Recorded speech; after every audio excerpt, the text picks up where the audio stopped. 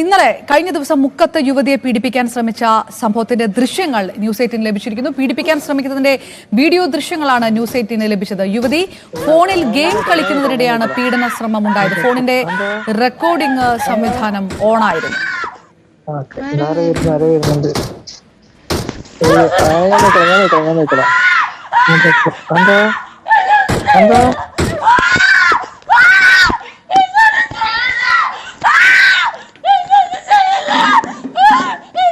ഞാൻ അങ്കിളാണ്, പേടിക്കണ്ട. അങ്കിൾ നിന്നെ സംസാരിക്കാന്ന്. ഒച്ചുണ്ടാക്കി നിന്നെ മാനം പോകും. ഒച്ചുണ്ടാക്കി നിന്നെ മാനം പോകും.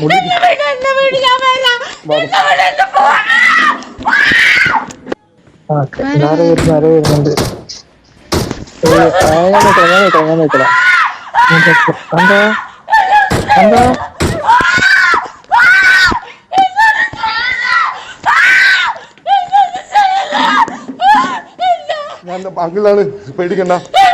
അങ്കിൾ നിന്നെ സംസാരിക്കാന്ന്. ഒച്ചുണ്ടാക്കി നിന്നെ മാനം പോകും. ഒച്ചുണ്ടാക്കി നിന്നെ മാനം പോകും.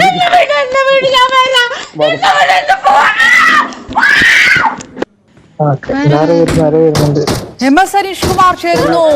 ഞെട്ടിപ്പിക്കുന്ന വാർത്തയ്ക്ക് പുറകെ വരുന്ന ശബ്ദം കൂടിയാണ്. അതായത് ഗുരുതരമായിട്ടുള്ള പരിക്കാണ് ആ യുവതിക്ക് സംഭവിച്ചത്. ടെറസിൽ ഇരിക്കുമ്പോഴാണ് പീഡന ശ്രമം ഉണ്ടായത്.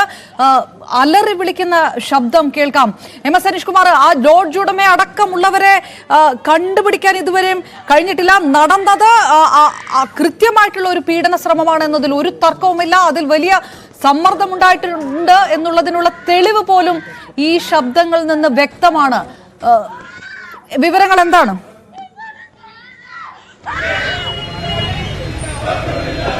തീർച്ചയായും അപർണ, നമ്മളെ ഞെട്ടിപ്പിക്കുകയും ഒരുപക്ഷെ വേദനിപ്പിക്കുകയും ചെയ്യുന്ന ഒരു ശബ്ദവും ദൃശ്യവുമാണ് പുറത്തു വന്നിരിക്കുന്നത്. എത്രമാത്രം സ്വയം ചെറുതായപ്പോൾ അല്ലെങ്കിൽ സ്വയം പ്രതിരോധിക്കാൻ തോന്നിയപ്പോഴാണ് ആ കുട്ടി ആ വീടിന്റെ മുകളിൽ നിലയിൽ നിന്നും താഴേക്ക് ചാടിയത്, അല്ലെങ്കിൽ ചാടാൻ ആ കുട്ടിയെ പര്യാപ്തമാക്കിയത് എന്നതിന്റെ ശബ്ദിക്കുന്ന തെളിവുകൾ തന്നെയാണ് ഇപ്പോൾ പുറത്തു വരുന്നത്. ആ കുട്ടിയുടെ ദീനവിലാപം നമുക്ക് ഈ ദൃശ്യങ്ങളിൽ കാണാം.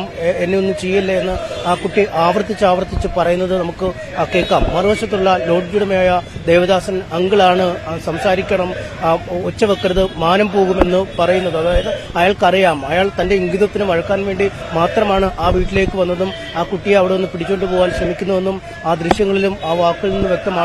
നേരത്തെ തന്നെ ആ പെൺകുട്ടി മൊഴി നൽകിയിരുന്നു, യുവതി മൊഴി നൽകിയിരുന്നു. താൻ ഓൺലൈനിൽ ഗെയിം കളിച്ചു കൊണ്ടിരുന്നപ്പോഴാണ് തന്നെ ആക്രമിക്കാനായി, തന്നെ മാനഭംഗപ്പെടുത്താനായി അവർ മൂന്നുപേരും അവിടേക്ക് എത്തിയെന്ന് പറഞ്ഞിരുന്നു. ആ പറഞ്ഞ കാര്യങ്ങൾക്ക് കൃത്യമായ തെളിവുകളാണ് ഇപ്പോൾ പുറത്തു വന്നിരിക്കുന്നത്. അങ്ങേയറ്റം ഞെട്ടിക്കുന്ന ശബ്ദ ശകലങ്ങളാണ് അതിനകത്തുള്ളത്. ഒരു പെൺകുട്ടിയുടെ ദീനമായ വിലാപം, അത്രമേൽ പരിചിതനായ ഒരാൾ തന്നെ ആക്രമിക്കാനായി എത്തുമ്പോൾ ഉണ്ടാകുന്ന ഒരു പ്രതിരോധമാണ് അവിടെ നിന്നും മനസ്സിലാക്കാൻ കഴിയുന്നത്. എന്തായാലും സ്വന്തം ജീവൻ പോലും പുല്ല് വില കൽപ്പിച്ചുകൊണ്ട് ഒരു കെട്ടിടത്തിന് മുകളിൽ നിന്നും ആ കുട്ടിക്ക് ചാടാനുണ്ടായ ഒരു വികാരം, അത് നമുക്ക് ഈ ദൃശ്യങ്ങളിൽ നിന്നും കൂടുതൽ വ്യക്തമാവുകയാണ്. എന്തായാലും നട്ടെല്ലിനടക്കം അതീവ ഗുരുതരമായ പരിക്കുകളോടെയാണ് ആ കുട്ടി ഇപ്പോഴും ആശുപത്രിയിൽ ചികിത്സയിൽ കഴിയുന്നത്. അന്ന് ആ സ്ഥലത്ത് ആക്രമിക്കാനായി എത്തിയ ദേവദാസ് എന്ന ഉടമയും റിയാസും ഒപ്പം സുരേഷ് എന്നീ ജീവനക്കാരും ഇപ്പോഴും ഒളിവിലാണ്. അവർക്കെതിരെ കേസെടുത്തു. വീട്ടിൽ അതിക്രമിച്ചു കയറുക, മാനഭംഗപ്പെടുത്തുക തുടങ്ങിയ അടക്കമുള്ള വകുപ്പുകൾ ചേർത്ത് കേസെടുത്തെങ്കിലും മൂന്നുപേരെയും ഇപ്പോഴും പിടികൂടാൻ പോലീസിന് കഴിഞ്ഞിട്ടില്ല. മൂവരും ഒളിവിലാണ് എന്നാണ് പോലീസ് പറയുന്നത്. ഒപ്പം പെൺകുട്ടിയുടെ രഹസ്യമൊഴി രേഖപ്പെടുത്താൻ ഇന്ന് മജിസ്ട്രേറ്റ് ആശുപത്രിയിൽ പോകുന്നുണ്ട്. ആശുപത്രിയിലെത്തി രഹസ്യമൊഴി രേഖപ്പെടുത്തും. മറ്റ് തെളിവുകൾ, CCTV ദൃശ്യങ്ങൾ അടക്കമുണ്ടെങ്കിൽ അവ പരിശോധിക്കും. ഒപ്പം ഏറ്റവും നിർണായകമായ തെളിവ് ഈ ഫോണിൽ നിന്ന് തന്നെ ലഭിച്ചിരിക്കുന്ന ഈ ദൃശ്യങ്ങളാണ് ഏറ്റവും കൃത്യമായ തെളിവ്. എന്തായാലും പോലീസ് ഈ ദൃശ്യങ്ങൾ പുറത്തു വന്ന സാഹചര്യത്തിലെങ്കിലും കൃത്യമായൊരു അന്വേഷണം ഇക്കാര്യവുമായി ബന്ധപ്പെട്ട് നടത്തണം. പ്രതികളെ പിടികൂടാനുള്ള നീക്കങ്ങൾ നടത്തണമെന്ന ആവശ്യമാണ് യുവതിയുടെ ബന്ധുക്കൾ മുന്നോട്ട് വയ്ക്കുന്നത്. അപർണ, അനീഷ്, ഈ എത്ര ദിവസമായി ഈ സംഭവം നടന്നിട്ട് ഇപ്പോൾ ഇതുവരെയും പോലീസിന് ഈ മൂന്നുപേരെയും പിടിക്കാൻ കഴിഞ്ഞിട്ടില്ല. ഒളിവിലാണെന്ന് പോലീസ് പറയുന്നു. പോലീസ് ഇതിനകത്ത് ഗുരുതര വീഴ്ച കാണിക്കുന്നുണ്ടോ? ഇത്ര ദിവസം കഴിഞ്ഞിട്ടും ഇവരെവിടെയാണെന്ന് കണ്ടുപിടിക്കാൻ പോലും കേരള പോലീസിന് കഴിയുന്നില്ല എന്നാണോ?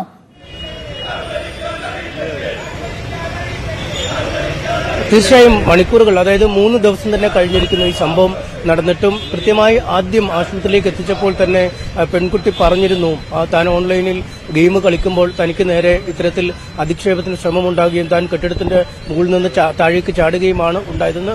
അപ്പോൾ ആ കുട്ടിയുടെ ആരോഗ്യത്തിലെ അങ്ങേയറ്റം മോശമായ ഒരു സാഹചര്യമാണ്. പിന്നീടാണ് വിശദമായി കാര്യങ്ങൾ എന്താണ് അവിടെ നടന്നത് എന്നതിനെക്കുറിച്ചുള്ള കൃത്യമായ വിവരങ്ങൾ പോലീസിന് കൈമാറിയത്. പക്ഷേ അതിനുശേഷവും ഒരു അർഹിക്കുന്ന ഗൗരവത്തോടുകൂടിയുള്ള അന്വേഷണം പ്രതികൾക്കായി പോലീസ് നടത്തുന്നില്ല എന്ന് വേണം നമുക്ക് കരുതാൻ. കാരണം കൊടും ക്രിമിനലുകളെ പോലും വേട്ടയാടി പിടിക്കുന്ന പോലീസാണ്, അല്ലെങ്കിൽ ഏത് സങ്കേതത്തിൽ മറയുന്ന പ്രതികളെ ആയാലും ആധുനിക സങ്കേതങ്ങൾ ഉപയോഗിച്ചൊക്കെ പിടിക്കുന്ന പോലീസാണ്. ഈ ഇത്രമേൽ സ്വാധീനമുള്ള ആളുകളെ ഈ ദേവദാസിനെയും തൊഴിലാളികളെയും പിടികൂടാൻ എന്തുകൊണ്ട് കഴിയുന്നില്ല എന്ന ചോദ്യത്തിന് കൃത്യമായ ഉത്തരം പോലീസ് നൽകേണ്ടി വരും. കാരണം നമുക്ക് ഈ ഐഡന്റിറ്റി പുറത്തുവിടാൻ കഴിയില്ല. എത്ര വയസ്സാണ് ഈ കുട്ടിക്കുള്ളത്?